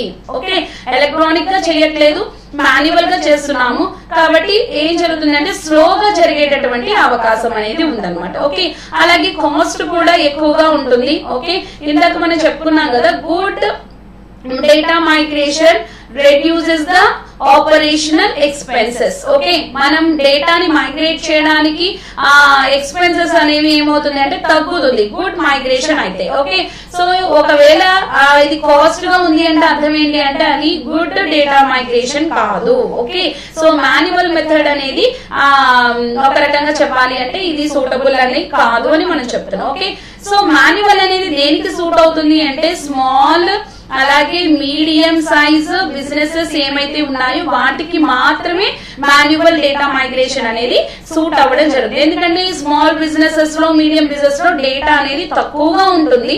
సో తక్కువగా ఉంటుంది కాబట్టి మాన్యువల్ గా చేసినా కూడా మనకి అది ఏమవ్వదు అంటే ఈజీగా ట్రాన్స్ఫర్ అవ్వడం అనేది జరుగుతుంది. ఒకవేళ డేటా బల్క్ లో ఉంది అనుకోండి అప్పుడు మాన్యువల్ గా చేయడం అనేది కొంచెం కష్టమైపోతుంది అనమాట. ఓకే, సో మాన్యువల్ ప్రాసెస్ అనేది స్లోగా ఉంటుంది, అలాగే కాస్ట్ కూడా ఎలా ఉంటుంది అంటే ఎక్కువగా ఉంటుంది, అయితే ఎఫిషియెంట్ గా ఉండదు. ఎందుకు ఎఫిషియెంట్ గా ఉండదు అంటే మాన్యువల్ గా చేస్తున్నాం కాబట్టి అది ఎక్కడైనా మనం దాన్ని లూజ్ అయ్యేటటువంటి ఛాన్స్ ఉంది, లేకపోతే డేటా అనేది డ్యామేజ్ అంటే హోల్ డేటాని మనం తీసుకెళ్లకుండా పార్షియల్ డేటాని మాత్రమే మనం తీసుకెళ్లేటటువంటి ఛాన్స్ అయితే ఉంటుంది అనమాట. ఓకే, ఒక రకంగా చెప్పాలంటే మాన్యువల్ డేటా మైగ్రేషన్ అనేది కరెక్ట్ డేటా మైగ్రేషన్ ప్రాసెస్ కాదు. ఓకే, సో ఇక్కడ మీరు చూసినట్లయితే ఒక పిక్చర్ ఒకటి కనిపిస్తుంది కదా.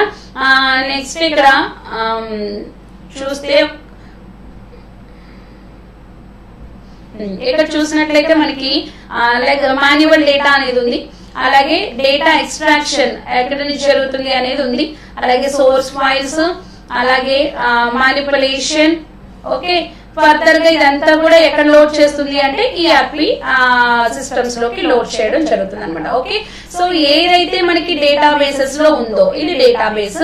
సో డేటాబేసెస్ లో ఉన్న డేటాని అల్టిమేట్ గా ఎందులోకి మనకి స్టోర్ చేస్తుంది అంటే ఈఆర్పి డేటాబేసెస్ లో స్టోర్ చేసేస్తుంది. ఓకేనా, ఇది మాన్యువల్ గా జరిగేటటువంటి ప్రాసెస్. ఇదంతా మాన్యువల్ గా జరుగుతుంది అంటే ఫైల్ కన్వర్షన్, మోడల్ కన్వర్షన్ అంతా కూడా మాన్యువల్ గా చేసేస్తుంది. ఇక్కడ ఎటువంటి మనకి ఆటోమేటిక్ ట్రాన్సాక్షన్స్ అనేవి జరగదన్నమాట. ఓకేనా, ఇది manual process. Okay, next electronic process అనేది ఒకసారి చూద్దాం. ఎలక్ట్రానిక్ డేటా మైగ్రేషన్ అనేది, ఈ ఎలక్ట్రానిక్ డేటా మైగ్రేషన్ అనేది స్మాల్ ప్రాజెక్ట్స్ కి వర్క్ అవుతుంది, అలాగే మీడియం ప్రాజెక్ట్స్ కి వర్క్ అవుతుంది, అలాగే లార్జ్ ప్రాజెక్ట్స్ ఏవైతే ఉన్నాయో వాటికి కూడా వర్క్ అవుతుంది. ఓకే, అదే మాన్యువల్ అనుకోండి లార్జ్ డేటా ప్రాజెక్ట్స్ కి వర్క్ అవ్వవు. ఓకేనా, లార్జ్ బిజినెసెస్ కి అప్లై చేయడానికి కుదరదు. ఎందుకంటే లార్జ్ బిజినెసెస్ లో ఏముంటాయి అనుకున్నాము, డేటా అనేది ఎక్కువగా మనకి కనిపిస్తుంది. సో డేటా ఎక్కువగా ఉన్నప్పుడు దాన్ని మాన్యువల్ గా మనం ట్రాన్స్ఫర్ చేయడం అనేది మైగ్రేట్ చేయడం అనేది కష్టంతో కూడుకున్నటువంటి విషయం అన్నమాట. సో అది అక్కడ మనకి సూటబుల్ కాదు. ఓకే, సో ఇదైతే స్మాల్ అలాగే మీడియం అలాగే లార్జ్ బిజినెస్ ప్రాసెసెస్ ఏమైతే ఉన్నాయో అన్నిటికీ కూడా డేటా మైగ్రేట్ చేయడానికి ఉపయోగపడేటటువంటి ప్రాసెస్. ఓకే, సో ఇది చీప్ అని మనం చెప్పుకోవచ్చు.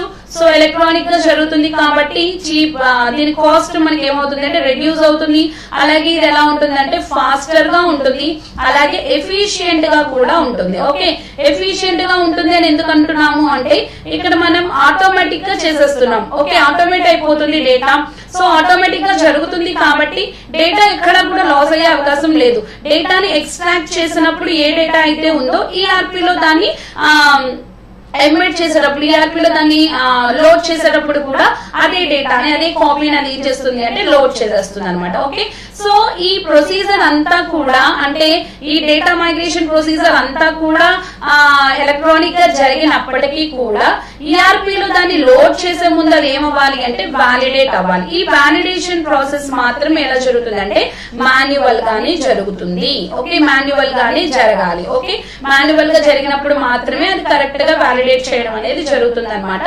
సో ఇది ఎలక్ట్రానిక్ అయినప్పటికీ దీని ఎండింగ్ స్టెప్ మాత్రం ఏముంటుందంటే మాన్యువల్ గానే ఉంటుంది. ఓకే, సో మాన్యువల్ గా డేటాని వాలిడ్ చేసి దాన్ని యాప్లోకి ఎంబెడ్ చేయడం అనేది కుదురుతుంది. ఓకే, ఇక్కడ మనం చూసినట్లయితే మీకు కనిపిస్తుంది కదా పిక్చర్. సో సోర్స్ సిస్టమ్ అనేది ఇక్కడ మనకు కనిపిస్తుంది. ఇక్కడ నుంచి మనం ఏం చేస్తున్నామంటే డేటాని ఎక్స్ట్రాక్ట్ చేసి ఇదంతా ఆటోమేటిక్ గా జరిగే ప్రాసెస్. ఓకే, అలాగే క్లీన్ చేసి అలాగే దాన్ని ఏం చేస్తుందంటే ట్రాన్స్ఫార్మ్ చేసి తర్వాత లోడ్ చేయడం అనేది జరుగుతుంది. ఈ ఆర్పీలోకి లోడ్ చేయడం అనేది జరుగుతుంది. ఓకే, ఈ లోడింగ్ ప్రాసెస్ కంటే ముందు ఇంకోటి ఏం జరుగుతుంది అంటే వాలిడేషన్ కూడా జరుగుతుంది. ఈ వాలిడేషన్ ఎలా ఉంటుంది అని అనుకున్నాం మనము, మాన్యువల్ గా ఉండే అవకాశం ఉంది. ఓకే, ఇది మనకి electronic data migration. Okay, so ఇక్కడ మనకి ఎలక్ట్రానిక్ గా జరుగుతుంది. ఫైనల్ గా డేటా మైగ్రేషన్ అనేది ఒకసారి మళ్ళీ చూద్దాము.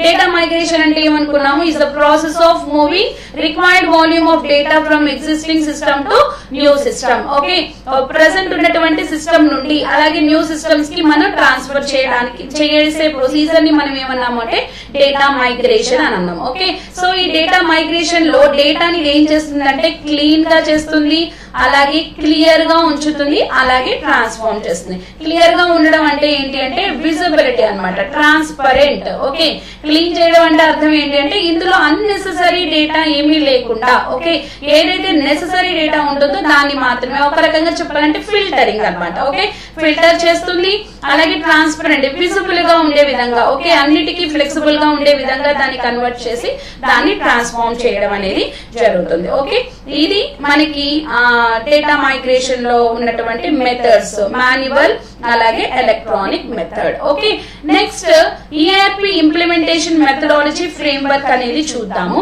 సో ఈఆర్పి ఇంప్లిమెంటేషన్ లో మనకి కొన్ని ఛాలెంజెస్ అనేవి ఉన్నాయి.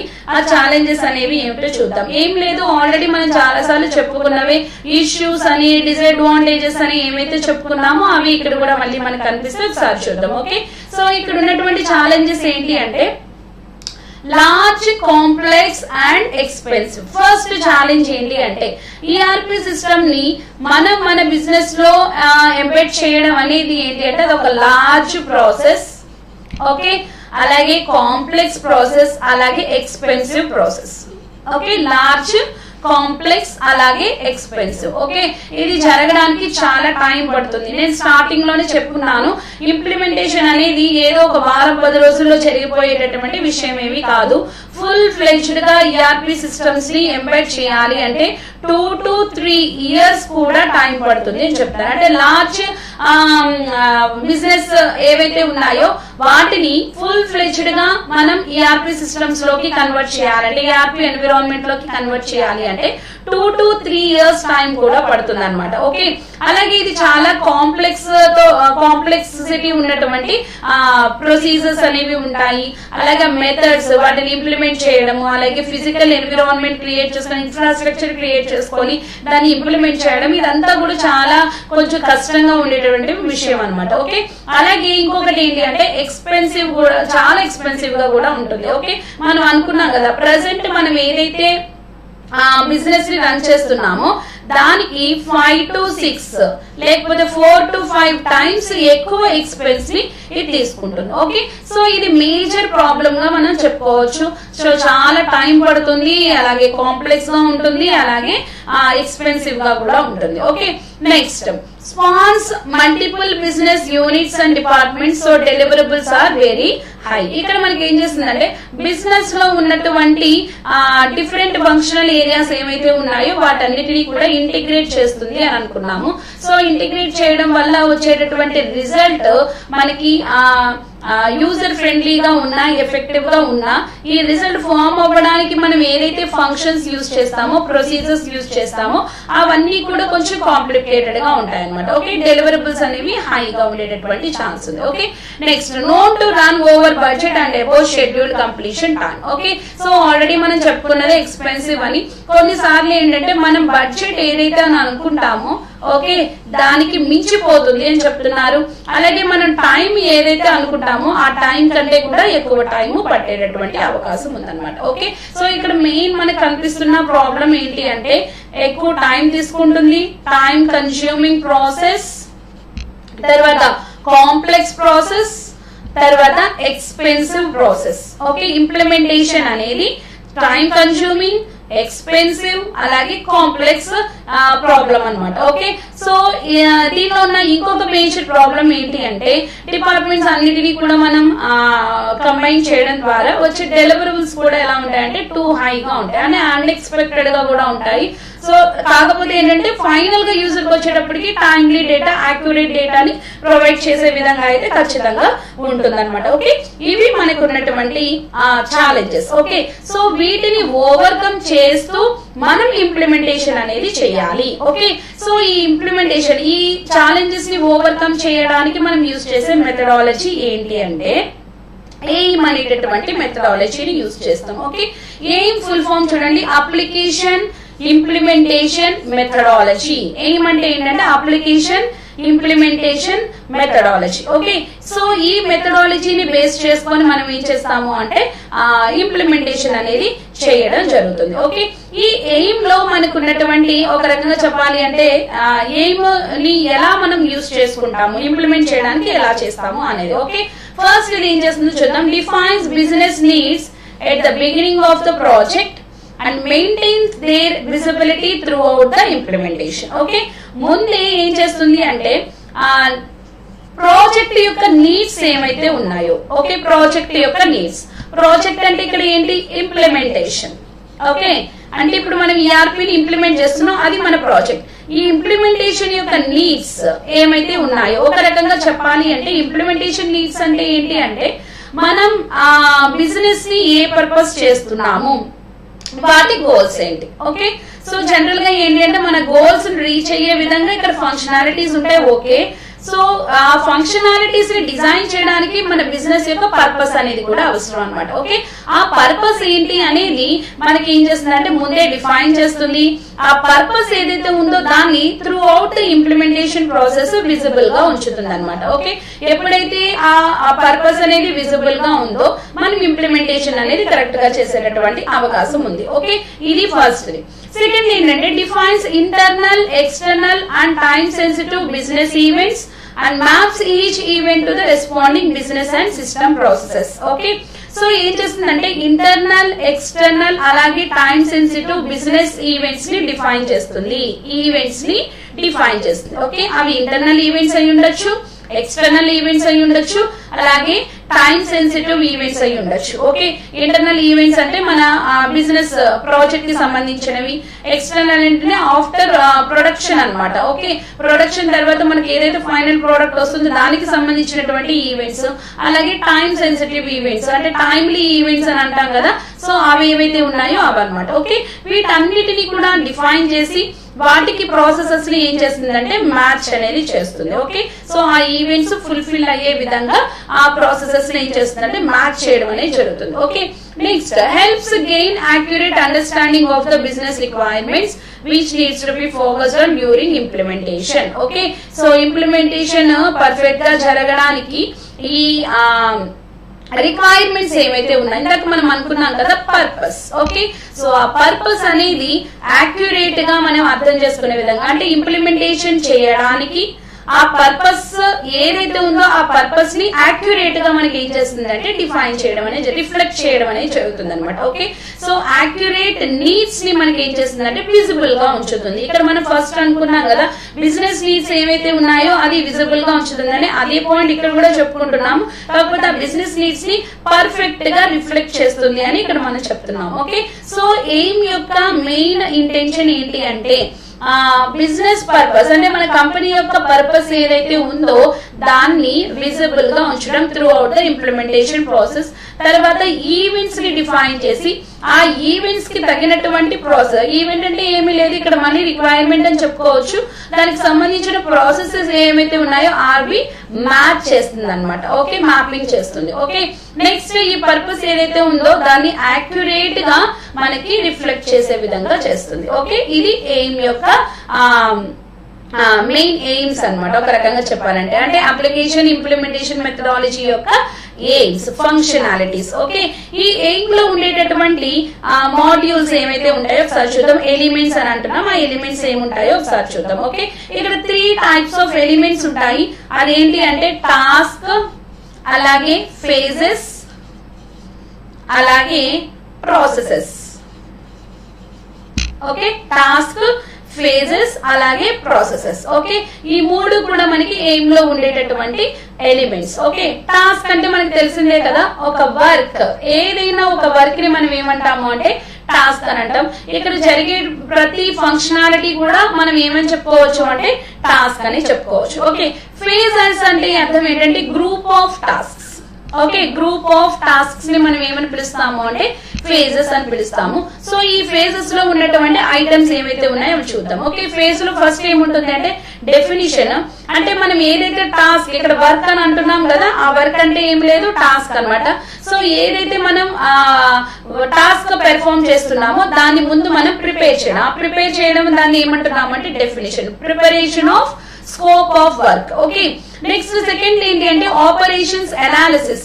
ఆపరేషన్ అనాలిసిస్ లో ఏముంటుందంటే develop business requirement scenarios. Okay, business requirements ఏవైతే ఉన్నాయో, బిజినెస్ రిక్వైర్మెంట్ క్రైటీరియా ఏదైతే ఉందో వాటిని డెవలప్ చేయడం అనేది జరుగుతుంది. వాటిని మనం ఏమంటాం అంటే ఆపరేషన్స్ అనాలిసిస్ అని అంటాం. ఓకే, తర్వాత ఏంటి అంటే మన రిక్వైర్మెంట్స్ కి తగినట్టుగా వాటిని ఫుల్ఫిల్ చేయడానికి మనం ఏం క్రియేట్ చేసుకుంటామంటే డిజైన్స్. ఓకే, ఆ డిజైన్స్ ని ఎక్కడ చేస్తామంటే solution design, development, develop detailed designs. Okay, detailed designs ని మనం ఇక్కడ క్రియేట్ చేయడం జరుగుతుంది. Next one production. Okay, production ఏముంటుంది చూడండి, మెయింటెనెన్స్, రిఫైన్మెంట్స్, పెర్ఫార్మెన్స్ మెజర్మెంట్స్, అలాగే సిస్టమ్ సపోర్ట్. మనం ఏదైతే డిజైన్స్ చేసామో ఆ డిజైన్ ని బేస్ చేసుకొని ఏం చేస్తామంటే ఇంప్లిమెంట్ చేయడం జరుగుతుంది. ఓకే, ఇంప్లిమెంట్ చేసిన తర్వాత కూడా దానికి ఏముండాలంటే రెగ్యులర్ మెయింటెనెన్స్ ఉండాలి. రిఫైన్మెంట్ అంటే తెలిసిందే కదా, మనం ఎప్పటికప్పుడు ఆ ప్రోడక్ట్ ని ఏం చేస్తామంటే టెస్ట్ చేసుకుంటూ రీఇంజనీర్ చేస్తూ ఉంటాం అవసరమైతే. ఓకే, అవసరం లేకపోతే దాని రిఫైన్మెంట్స్ అనేవి ఏమి ఉండవు. ఓకే, అలాగే ప్రోడక్ట్ యొక్క పెర్ఫార్మెన్స్ మెజర్మెంట్స్, అలాగే సిస్టమ్ సపోర్ట్, ఇవన్నీ కూడా ప్రొడక్షన్ లోకి వస్తాయి. ఓకే, నెక్స్ట్ వన్ ఏంటి అంటే ట్రాన్సిషన్ ఏంటంటే deploy finished solution, configure production environment, train and users. Okay, so finished solutions అంటే ఒక రకంగా ఫినిష్డ్ ప్రోడక్ట్ అన్నమాట. సో దీనికి సంబంధించినటువంటి ట్రైనింగ్స్ కానివ్వండి, ఓకే, దీనికి సంబంధించినటువంటి కాన్ఫిగరేషన్ కానివ్వండి, ఇవన్నీ కూడా ట్రాన్సిషన్ లోకి వస్తాయి. ఓకే, లాస్ట్ వన్ ఏంటంటే build, perform business system testing. ఇక్కడ మనకి టెస్టింగ్ అనేది జరుగుతుంది. ఓకే, ఇది ఫేజెస్ లో ఉన్నది. ఇక్కడ వర్క్ గురించి చెప్తున్నాము, టాస్క్ అనే దాంట్లో ఫేజ్ అనేది ఏంటి అంటే గ్రూప్ ఆఫ్ వర్క్, అంటే ఒక రకంగా మనకు అర్థమయ్యే భాషలో ఏంటి అంటే transaction. Okay, transaction, group of processes ని మనం ఏమంటాము ట్రాన్సాక్షన్ అంటాం. ఆ ట్రాన్సాక్షన్ లో ఉండేటటువంటి ఫేజెస్ ఒక రకంగా చెప్పాలంటే డెఫినిషన్, అంటే ట్రాన్సాక్షన్ ని క్రియేట్ చేయడానికి, ట్రాన్సాక్షన్ కి సంబంధించిన రిక్వైర్మెంట్స్ సెలెక్ట్ చేసుకోవడానికి, ట్రాన్సాక్షన్ కి సంబంధించి డిజైన్ ని క్రియేట్ చేసుకోవడానికి, తర్వాత ఆ ట్రాన్సాక్షన్ మనం క్రియేట్ చేసిన తర్వాత దానికి కావాల్సిన మెయింటెనెన్స్, రిఫైన్మెంట్స్, ఇలాంటివన్నీ కూడా. తర్వాత ఇదేమో finished transaction with end user training అన్నమాట.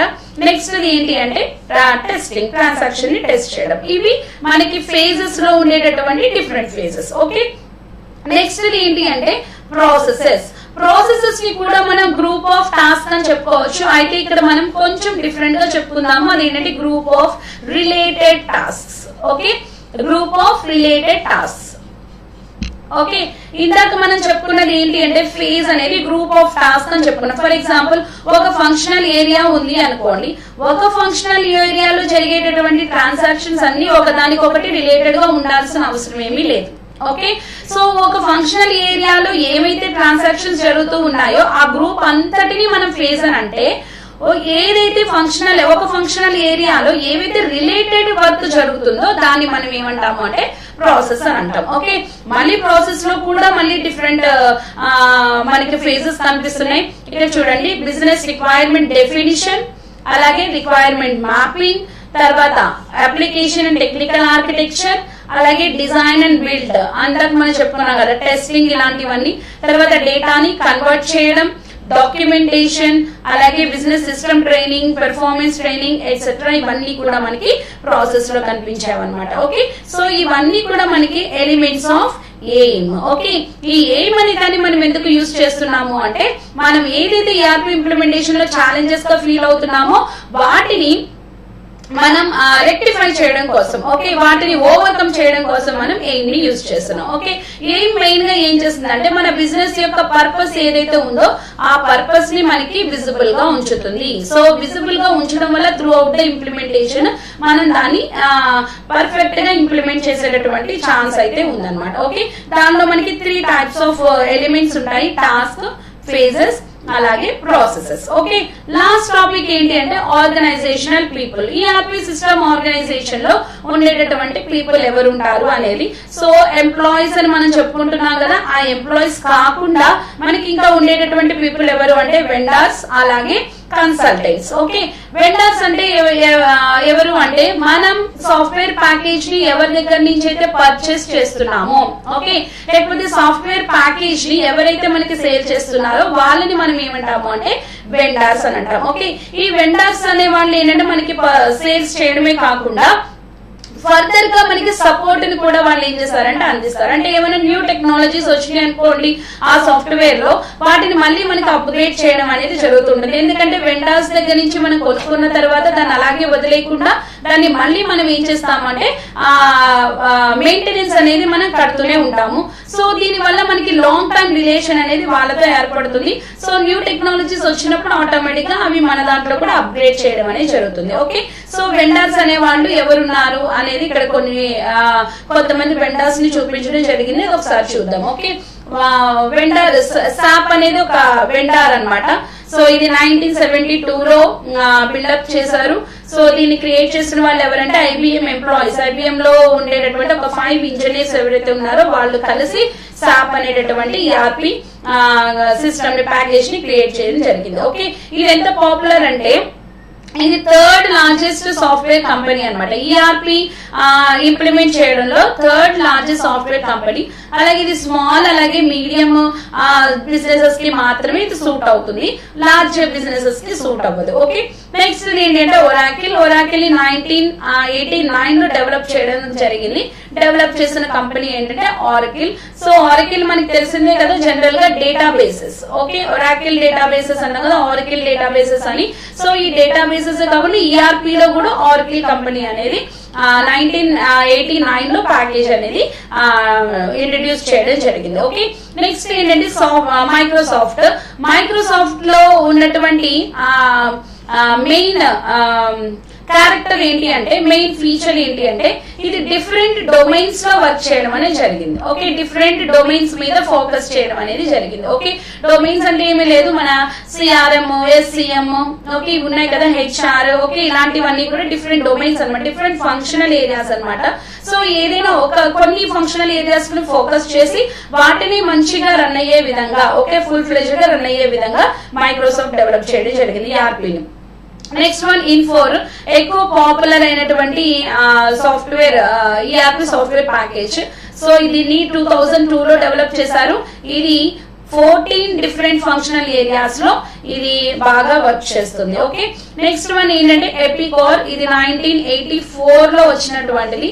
దాదాపు దీనికి 150 కంట్రీస్ లో ఏమంటారు క్లయింట్స్ అనే వాళ్ళు ఉండడం జరిగింది. ఓకే, సో ఇవి మనకి పాపులర్ గా కనిపించేటటువంటి ఈఆర్పి వెండర్స్. ఓకే, సాప్, ఆరకిల్, మైక్రోసాఫ్ట్, ఇన్ఫోర్, అలాగే ఎపికోర్ వెండర్స్ అన్నమాట. ఓకే, నెక్స్ట్ ఏంటి అంటే కన్సల్టెంట్స్. కన్సల్టెంట్స్ అంటే ఆల్రెడీ నేను చెప్పున్నాను, కన్సల్టెంట్స్ అనే వాళ్ళు ఏంటంటే ఎక్స్పర్ట్స్. ఓకే, ఈఆర్పి సిస్టమ్స్ ని ఇంప్లిమెంట్ చేయడంలో ఉన్నటువంటి ఎక్స్పర్ట్స్ ని మనం ఏమంటామంటే కన్సల్టెంట్స్ అంటాం. ఓకే, సో వీళ్ళు అంటే ఆల్రెడీ బిజినెస్ పీపుల్ కూడా అయి ఉండొచ్చు. సో వాళ్ళ బిజినెస్ లో ఈఆర్పి ని ఇంప్లిమెంట్ చేసి, ఓకే, అంటే మనం ఇందాక అనుకున్నాం కదా, ఒక కమిటీ అనేది ఫామ్ అవుతుంది కంపల్సరీ.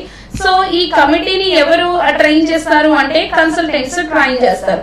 సో ఇంప్లిమెంటేషన్ కి సంబంధించినటువంటి ప్రతిదీ కమిటీలో ఉన్న మెంబర్స్ కి తెలిసేటటువంటి అవకాశం ఉంది. ఫర్దర్ గా వీళ్ళు కూడా కన్సల్టెంట్స్ గా మారి వేరే వాళ్ళకి సపోర్ట్ చేసేటటువంటి అవకాశం ఉందన్నమాట. ఓకే, సో ఈ కన్సల్టెంట్స్ ఏం చేస్తారు అంటే మన బిజినెస్ లో ఈఆర్పి సిస్టమ్ ని ఇంప్లిమెంట్ చేసుకోవడానికి, ప్యాకేజ్ ని ఎవాల్యుయేట్ చేసుకోవడానికి, తర్వాత ఇంప్లిమెంటేషన్ కి, ఫర్దర్ గా ఫంక్షనాలిటీస్ ని ఎగ్జిక్యూట్ చేసుకోవడానికి, ప్రాసెస్ చేసుకోవడానికి అన్నిటికీ కూడా వీళ్ళు సపోర్ట్ చేయడం అనేది జరుగుతుంది. Okay, so role of consultancy ఏముంటుంది అనేది చూద్దాము.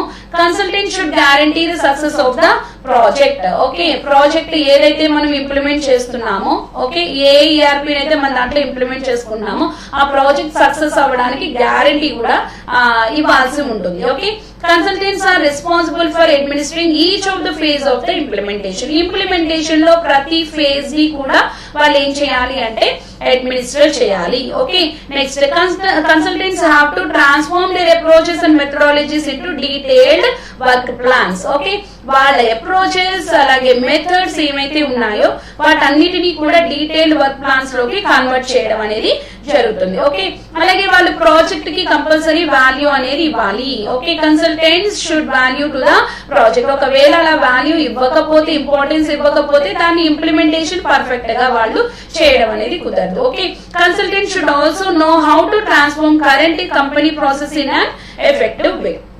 ప్రెసెంట్ ఉన్న వే నుండి మనం న్యూ ఎన్విరాన్మెంట్ కి కన్వర్ట్ అవుతున్నాం.